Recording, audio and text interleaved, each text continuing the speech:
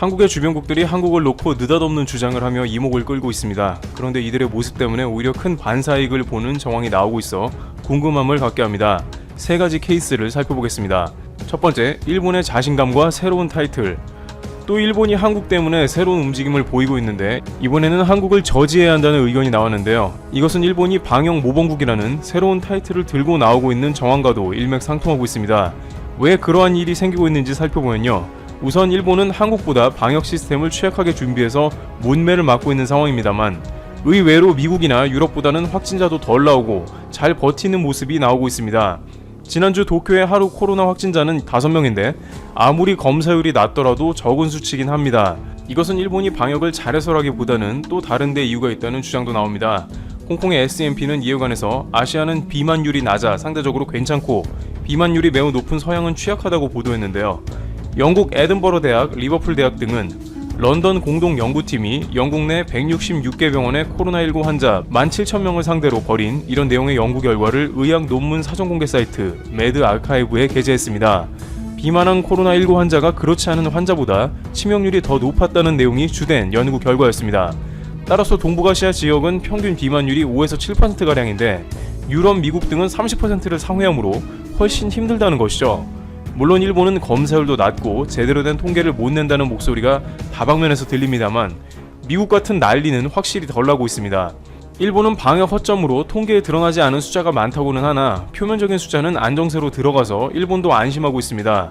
이런 자신감 때문일까요? 일본 우파 언론은 WHO 정상화를 위해 일본인 사무총장을 배출하자는 난데없는 주장을 하고 나섰습니다. 산케이 신문은 주요 7개국 G7은 2022년 차기 사무총장 선거에 후보를 내세워 WHO 정상화를 위한 역할을 완수해야 한다. 일본이 사무총장을 내는 것도 유력한 선택지라고 18일 주장했습니다. 신문은 테드워드 로스 아드하놈 거브르여수스 WHO 사무총장의 사임을 요구하는 여론이 확산하고 있다고 소개하고서 사령탑 역할에 신용이 없으면 바이러스와의 싸움에서 승리가 불안하다.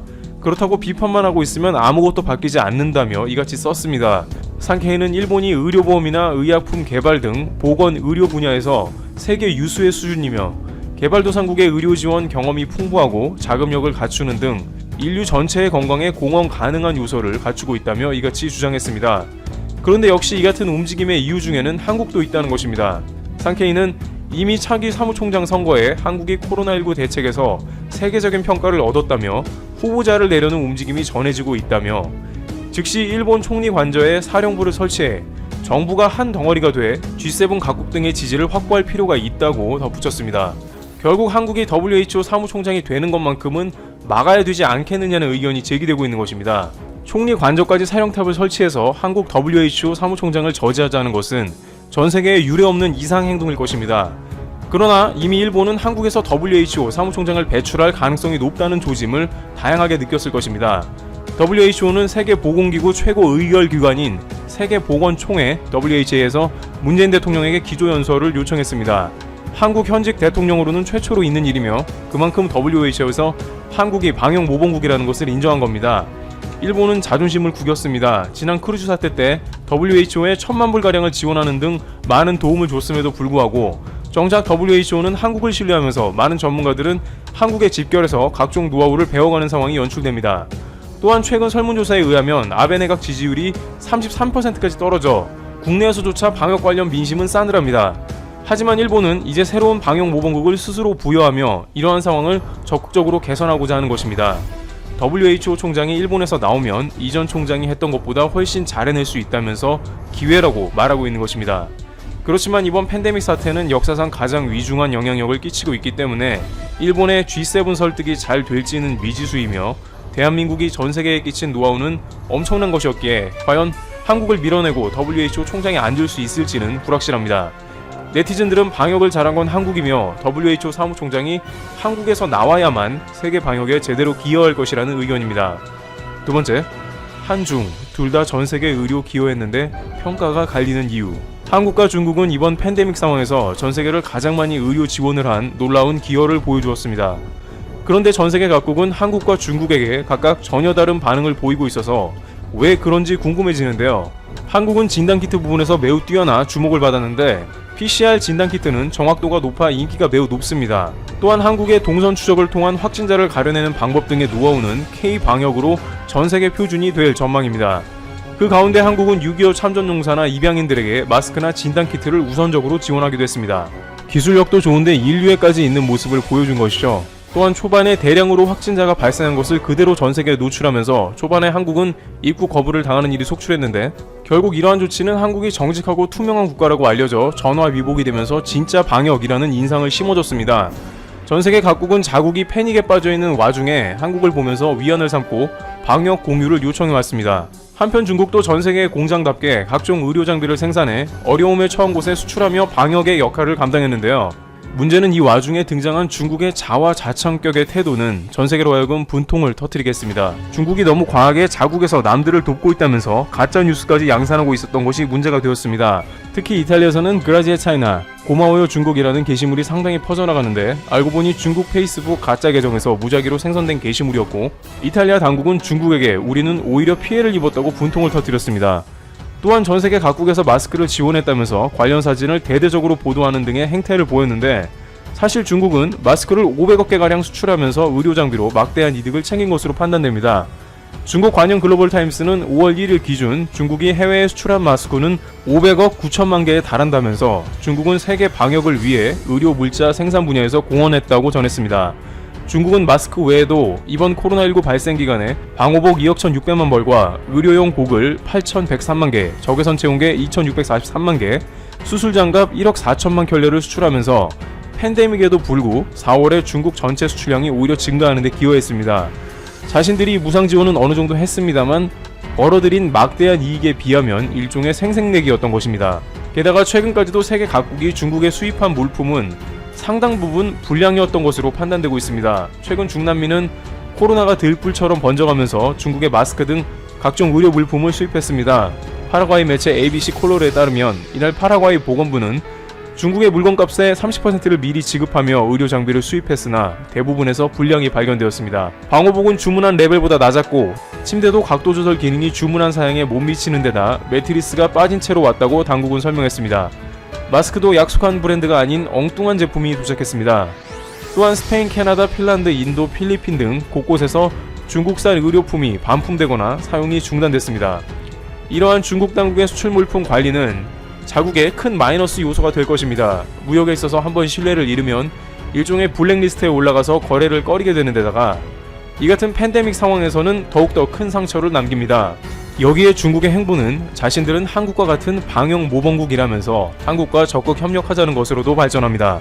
이것은 전 세계에서 중국을 향해 초반에 정보 은폐 등의 코로나 책임을 돌리는 여론이 형성되기 시작하면서 적극적으로 이를 벗어나겠다는 행보로 풀이됩니다. 따라서 한국에 러브콜을 하며 다가오는 모습인데요. 중국 당국과 관영 언론은 최근 한국을 모범 방역국으로 치켜세우면서도 자신들은 한국과 어깨를 나란히 하며 방역 모범국으로서 세계에 기여하겠다는 취지의 발언을 연일 이어가고 있는 모습이 연출되고 있습니다. 그런데 이러한 중국의 모습은 어떠한 결과를 낳게 될까요? 세 번째, 중국과 일본의 행동, 한국의 엄청난 반사 이익. 아이러니하게도 한국은 전세계 여론과 거리가 먼 일본과 중국 사이에서 오히려 반사 이익을 볼 것입니다. 동북아시아에서 한국은 투명하다는 인상을 강하게 심어줬고 그것은 한국 생산 제품이 믿을 수 있다는 것으로 연결되었기 때문이고 결국 한국의 진단키트나 의료장비뿐만 아니라 모든 공산품에도 영향을 끼치기 때문입니다.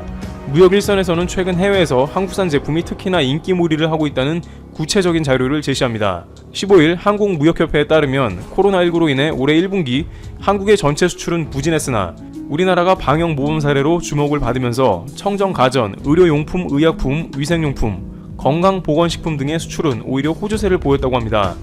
주요 시장별로 보면 중국의 경우 홍삼 제품이나 비타민 등 면역력 강화에 효과가 있다고 알려진 건강보존식품의 수출 증가. 전남 여자고등학교를 졸업하고 서울대에서 의과대학을 나온 뒤 보건학 석사에 예방의학 박사학위를 취득한 정은경 씨는 1998년 연구관 특채로 보건복지부에서 일하기 시작했습니다. 개인 병원을 차리거나 대학 교수를 직장으로 택했다면 상당한 부를 축적할 수 있었겠지만 공직자의 길을 택한 것이죠.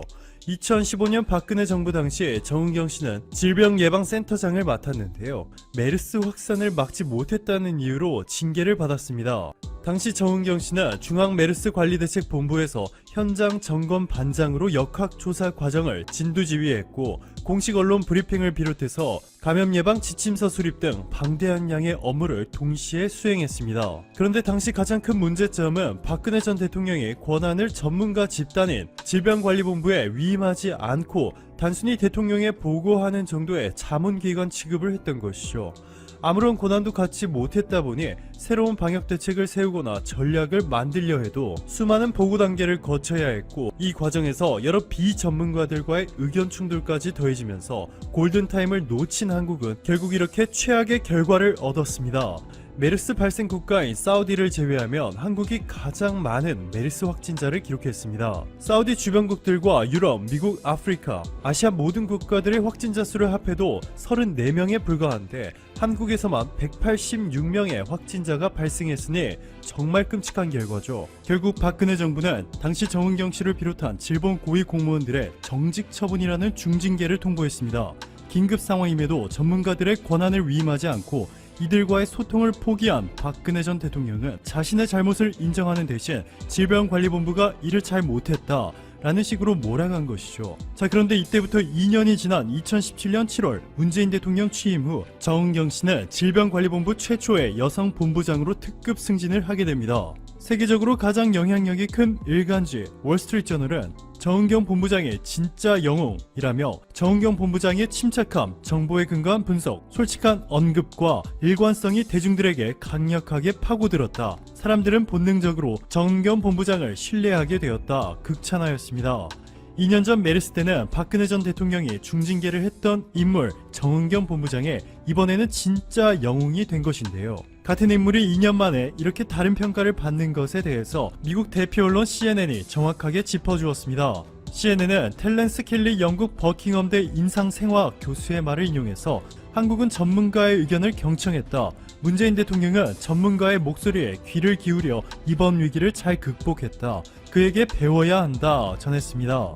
일본의 니혼 게이자의 신문은 한국이 현재 전 세계의 모범 사례로 인식되고 있는 것은 막강한 권한을 가진 사령탑을 중심으로 해서 위기 관리 체제를 구축했기 때문이다. 이 덕분에 보통 1년 걸리는 진단키트 승인을 한국에서는 일주일 만에 끝내 대량 검사를 실시할 수 있었다 라고 설명했습니다. 즉 문재인 대통령은 박근혜 정부와는 달리 전문가 집단인 질병관리본부에 막강한 권한을 부여해 전문가들의 의견이 현장에서 즉시 적용될 수 있도록 환경을 조성해준 동시에 정부 차원에서의 전례 없는 수준의 전폭적인 지원을 아끼지 않았습니다. 유시민 노무현 재단 이사장은 딴지일보와의 인터뷰에서 질병관리본부는 꾸준히 역량을 키워왔다. 그런데 메르스 때와 이번에 가장 다른 점은 대통령과 정부가 질병관리본부의 능력을 신뢰하고 질본의 판단을 전적으로 존중하며 그에 따라 모든 가용 자원을 신속하게 지원하고 있다는 점이다.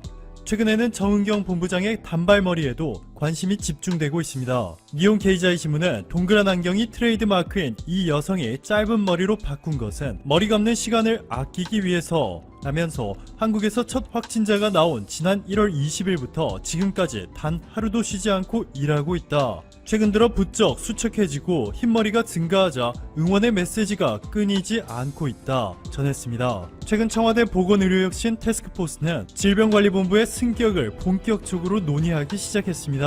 이미 박능후 보건복지부 장관과 정세균 국무총리는 동의한다는 뜻을 밝혔는데요. 이제 조만간 질병관리본부가 아니라 질병관리청으로 바뀐다는 뜻이고 이제는 독립기관으로서 더 많은 인력과 시설 그리고 더 막강한 권한을 가지게 될 예정입니다. 오늘도 감사합니다. 최고로 멋진 하루